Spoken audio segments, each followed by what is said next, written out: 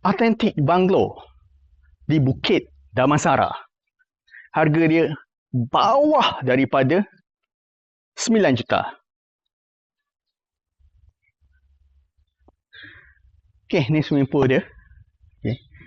Dan ini kawasan car porch untuk rumah ni, tuan-puan. Dia boleh muatkan sehingga 8 buah kereta. Tapi kalau tuan-puan, Datuk Datin cuma menggunakan saloon car. Kalau pakai MPV, Alphard Zephyr, tak dapat 8, tuan-puan. Saya rasa boleh dapat 6 mungkin. Who knows?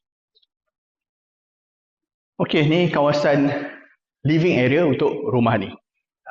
Di depan sini kawasan living area. Okay. Dan kawasan sini adalah dining area. Okay. Jom kita masuk bahagian dapur dia.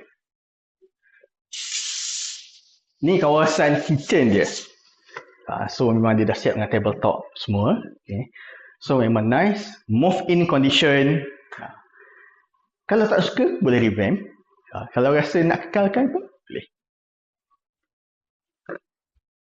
Okay, ni first floor dia. Dekat first floor, kita ada living area di sebelah sana.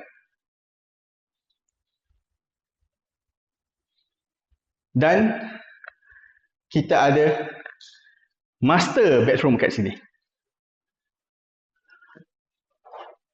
Sangat luas.